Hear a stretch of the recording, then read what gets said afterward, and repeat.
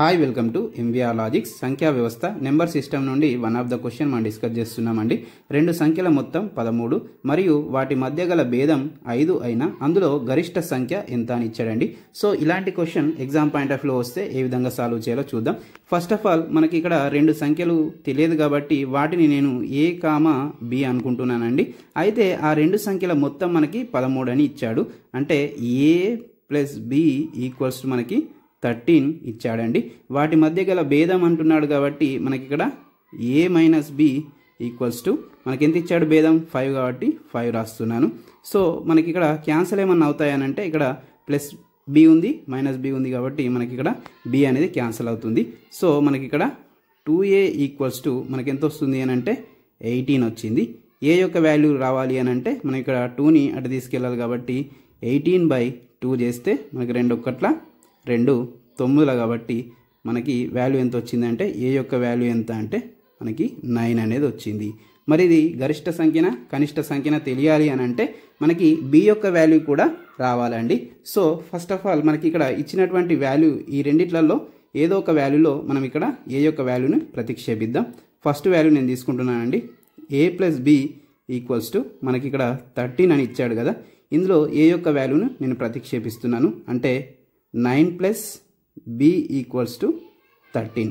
అంటే మనకి ఇక్కడ బి యొక్క వాల్యూ రావాలి అని అంటే 9 అటు వెళ్ళాలండి. బి ఈక్వల్స్ టు 13 మైనస్ 9 ఎంత అవుతుంది అని అంటే మనకి 4 వస్తుంది. అంటే బి యొక్క వాల్యూ ఎంత అని అంటే మనకి 4 వచ్చింది. అంటే మనకి ఇక్కడ గరిష్ట సంఖ్యనేమో ఏ యొక్క వాల్యూ 9, కనిష్ట సంఖ్య బి యొక్క వాల్యూ 4. కానీ ఎగ్జామ్ పాయింట్ ఆఫ్ వ్యూలో ఇదంతా చేయాలి అని అంటే మనకి చాలా టైం తీసుకుంటుందండి. కాబట్టి మనం సింపుల్ వేలో మనం వెళ్ళిపోదాం.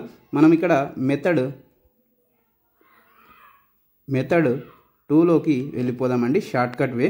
అయితే మనకి ఇక్కడ గరిష్ట సంఖ్య ఒకవేళ కావాలి అని అంటే ఈజియెస్ట్ వే గరిష్ట సంఖ్య రావాలి అని అంటే మనకి ఇచ్చినటువంటి వాల్యూస్ ఏవైతే ఉన్నాయో వాటిని ప్లస్ చేయాలండి. అంటే 13 ప్లస్ 5/2 చేయాలి. అంటే మనకి 13 ప్లస్ 5 ఎంత అంటే మనకి 18/2 2 1 2 9. అంటే మనకి ఇక్కడ గరిష్ట సంఖ్య ఎంత వచ్చింది అని అంటే మనకి ఇక్కడ 9 అనేది వచ్చింది.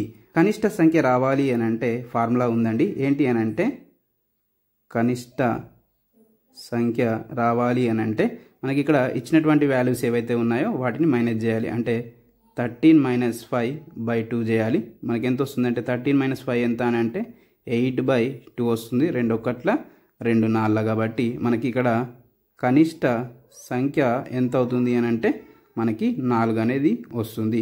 వితిన్ ఫ్రాక్షన్ ఆఫ్ సెకండ్స్లో మనకి మెథడ్ 2 ద్వారా ఈజీగా మనకి ఆన్సర్ని రాబట్టచ్చు. మన కాన్సెప్ట్ కనుక నచ్చినట్టయితే లైక్, షేర్, సబ్స్క్రైబ్ చేయడం మర్చిపోకండి. ఇలాంటి కంటెంట్ కోసం మన ఛానల్ని తప్పకుండా ఫాలో అవ్వండి. Thank you.